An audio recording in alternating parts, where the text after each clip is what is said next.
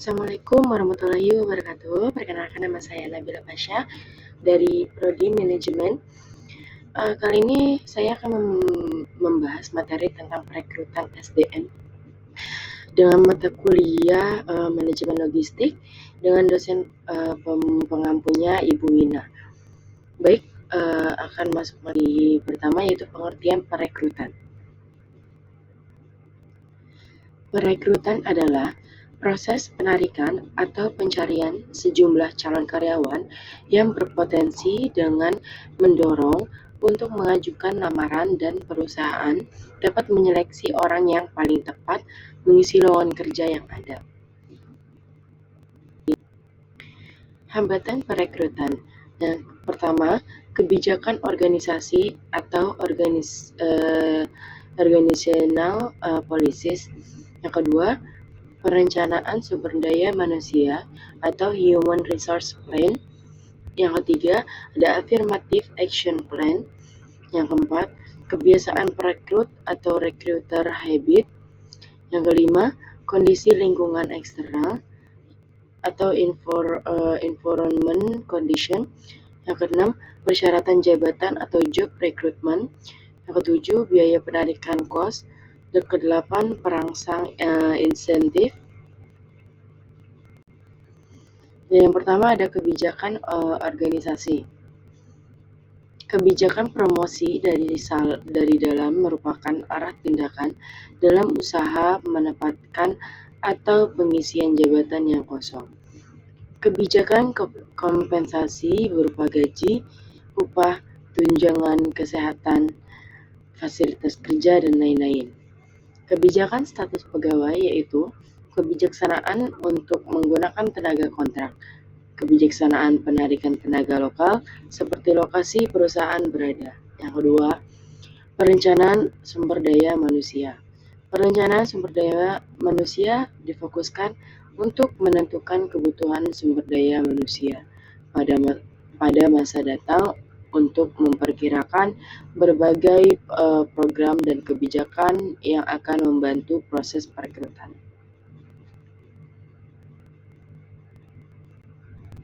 Yang ketiga, Affirmative Action Plan. Affirmative Action Plan adalah tindakan yang harus menyesuaikan dengan peraturan yang ditetapkan pemerintah, seperti tidak diperbolehkan mendiskriminasikan calon pegawai berdasarkan jenis kelamin, etnis, agama yang dapat menghambat penarikan pegawai yang paling berpotensi. Yang keempat, kebiasaan perekrut. Kebiasaan perekrut adalah kebiasaan yang dilakukan ketika melakukan proses perekrutan pada masa lalu. Kebiasaan ini dapat meningkatkan keahlian seorang perekrut, tetapi kebiasaan yang salah akan terulang kembali secara sistematis.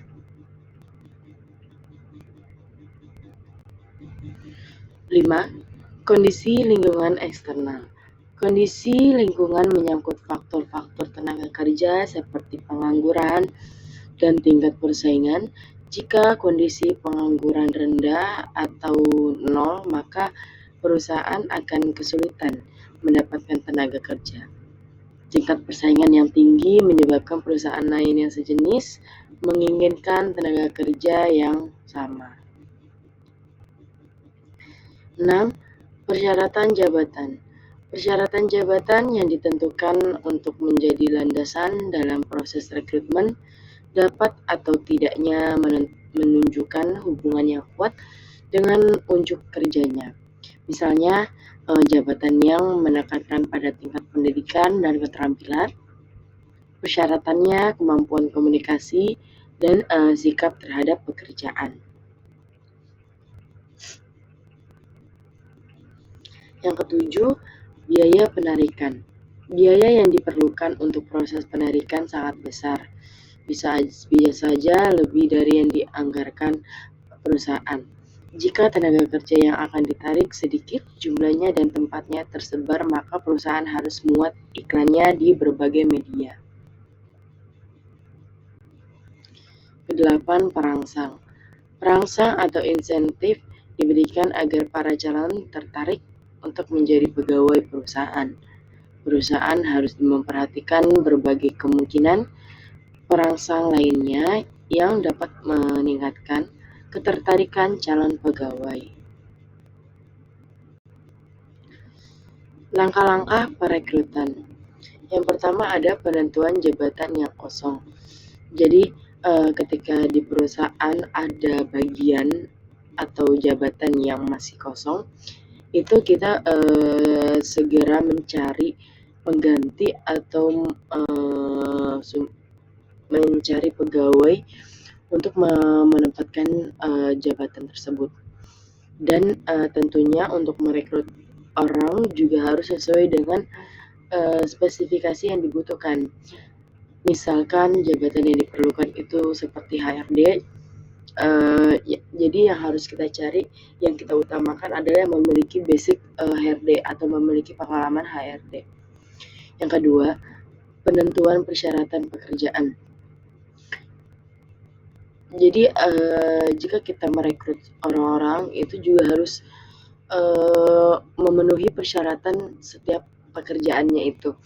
Jadi jika yang dibutuhkan adalah misalkan bagian HRD, itu juga tidak mungkin kita menggunakan persyaratan untuk perekrutan misalnya cleaning service gitu. Jadi tidak sesuai dengan job desk yang dibutuhkan. Yang ketiga, penentuan sumber dan metode perekrutan.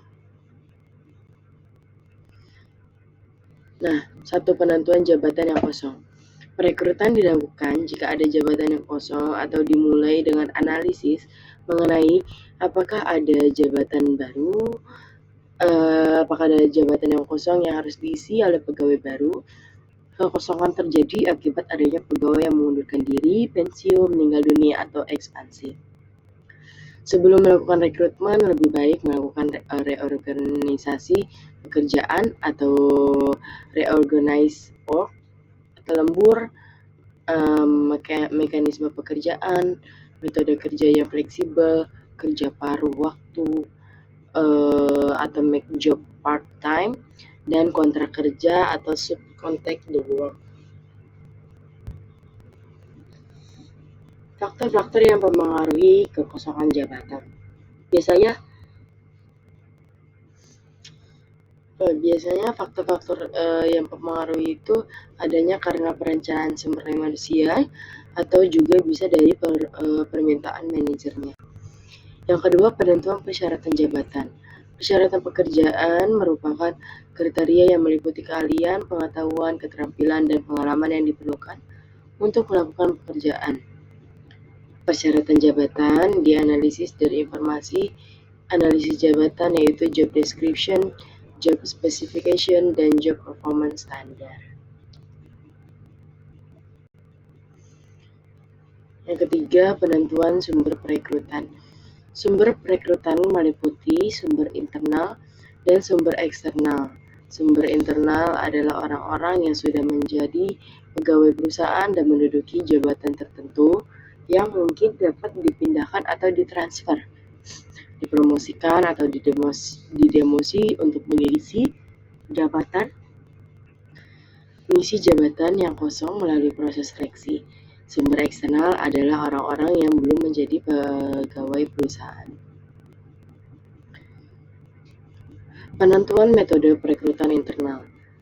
Metode perekrutan sumber internal, calon internal diperoleh dengan cara manajer memberikan atau menominasikan beberapa orang calon untuk dipromosikan. Metode ini bersifat tertutup. Pegawai tidak mengetahui jabatan yang kosong, sehingga pegawai yang memiliki persyaratan tidak memiliki kesempatan untuk melamar secara formal. Kelebihan metode ini banyak didapatkan calon, sedangkan kelemahannya memakan waktu lama. Sumber internalnya itu ada kelebihannya lebih murah, lebih cepat, waktu orientasi yang lebih singkat, meningkatkan motivasi kerja, dan memungkinkan penilaian kemampuan yang lebih tepat. Kekurangannya membatasi masuknya pemikiran baru, dapat mendorong pertentangan di antara pegawai, memperkecil kelompok pelamar potensial, dan menghambat usaha untuk meningkatkan keanekaragaman tenaga kerja. Sumber eksternalnya ada kelebihannya, yaitu jumlah calon yang lebih besar, membantu meningkatkan jenis tenaga kerja, mendorong masuknya pemikiran baru, biaya yang lebih rendah untuk pelatihan pegawai profesional, tidak ada kelompok politik yang beraliansi dalam perusahaan, kemungkinan membawa rahasia pesaing, dan membantu memenuhi kebutuhan kesempatan kerja yang sama. Kelemahannya itu menimbulkan ketidaksenangan pegawai yang ada, memerlukan biaya yang lebih besar dan menyita banyak waktu, dan membutuhkan adaptasi yang lebih lama pasti. Penentuan metode perekrutan eksternal. Jadi ada walk in and write in atau inisiatif lamar, employee referral atau rekomendasi pegawai, atau advertising melalui iklan. Terus ada juga state employment security or agencies atau dari lembaga pemerintah, atau private placement agency, lembaga swasta.